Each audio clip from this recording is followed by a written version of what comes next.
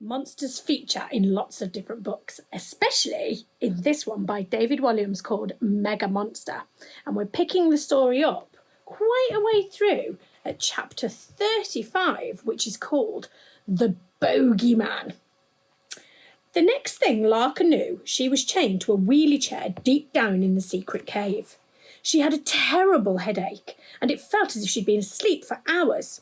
It might already be night time. There was certainly a chill in the air. However, it was impossible to tell whether it was day or night when you were so far underground. Larka had the strangest feeling. As much as she wanted to, she couldn't move or cry out.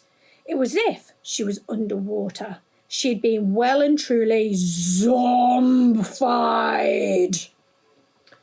Looking up, she saw that old velvet curtains had been tossed over the semicircle of glass tanks. However, horrifying noises were coming from underneath. They had to be more monsters. Looking down, she saw that there was another poor victim strapped to the metal table. Worms! The gardener was lying motionless. The evil doctor and Grunt had zombified him too. The teacher was perusing her cabinet of curiosities. I think we need something extra special for the interfering gardener. Grunt, can you suggest something, please?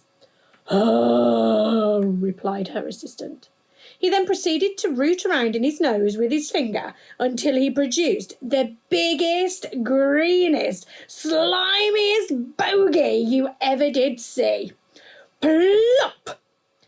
Finn's one eye lit up with glee. Meow. Disgusting, was Doctor's verdict. I love it.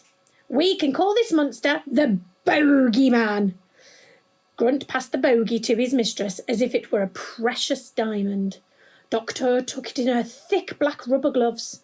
With great care, she placed the bogey in the monsterification machine. If Larka didn't do something fast, her friend Worms was about to become the Bogeyman. Now, I don't know about you, dear reader, but the thought of being turned into a giant bogey does not appeal at all. You'd be green for a start. Worse than being green would be that you'd be sticky. Worse than being sticky is that you'd be smelly. There is possibly one thing worse than being green, sticky and smelly, being called the Bogeyman. Seeing Worms in such terrible danger gave Larka a burst of energy. It was as if there was a fight going on inside her body to overcome the state in which those spiral spectacles of Grunts had put her. She summoned all her strength and just managed to cry out, "Stop!"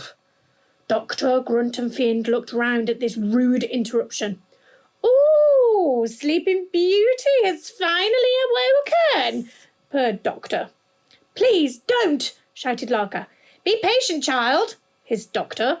"Your turn will come soon enough." "You can't do this." "Why ever not?"